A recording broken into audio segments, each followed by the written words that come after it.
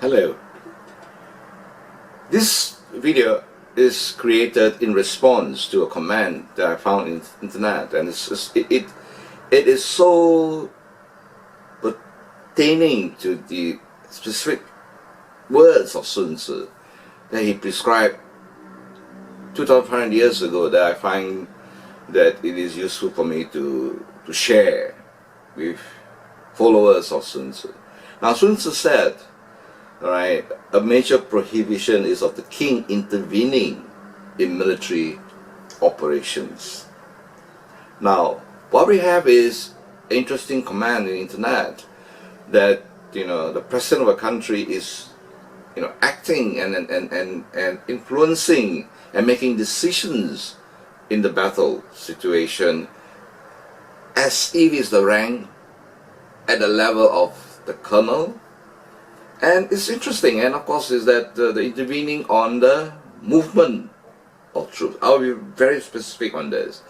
At the level of intervention, now that is interesting point, because the army, the Russian army, has got the marshal, he has got a general below the marshal, the colonel general, lieutenant general, major general. Those are the senior officers' position.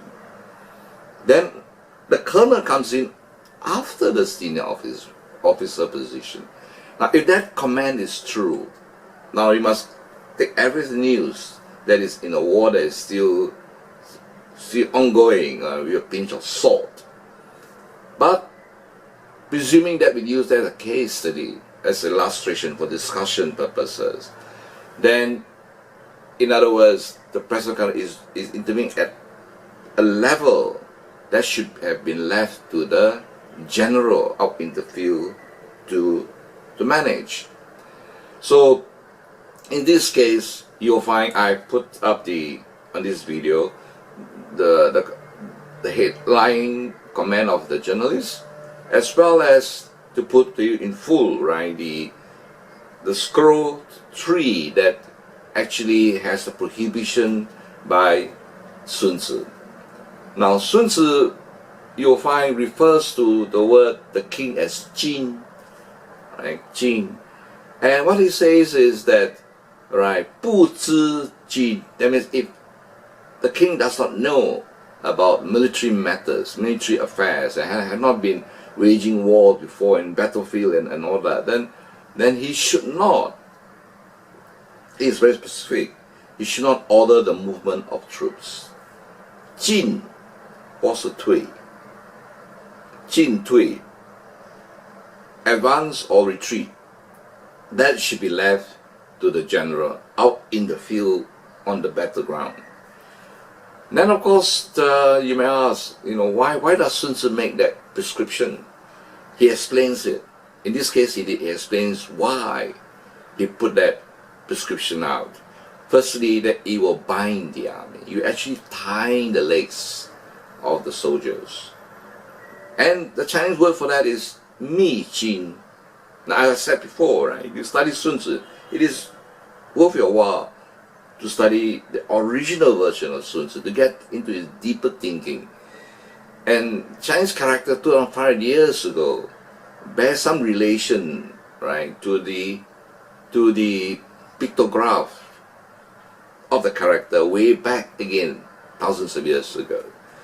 Now then, in other words, what Sun Tzu is saying, that by ordering this around, you're actually making, you're constraining, you're restraining, right, the troops in their movements, and that shouldn't be done. Then the second advice is even more interesting. He says, 若你不知三经之事, 不知 is don't know. 三经 is the 3 separate army. During ancient China period, there is no aircraft, there is no naval forces, right? At least during Sun Tzu period in the Shantung region. Sanjin refers to what? In the modern world, it refers to the army, the navy, and the air force. Alright, but he's saying that if you do not know, the king doesn't know about Sanjin Zisi, then you should not rule and control the army, the forces, as if you are governing a country. And he draws a distinction between the art of managing an army and the role of ruling the country. And if you do so, what Sun Tzu says is that you're confused. Yeah, the army will be confused. And the precise Chinese word to use is huo, jin. So the key prescription of Sun Tzu is very simple. Let the army fight the war independently. Do not intervene unnecessarily. Right? This is what I wanted to share, and I think it is to me. I'm amazed that Sun Tzu was so precise, and we have a scenario that comes out on a current special military operation that tie in so nice like a puzzle fitting in together. That if you look at it, that the deep insight of Sun Tzu, if you read Sun Tzu and you think about it, reflect, it gives you deep wisdom about waging war.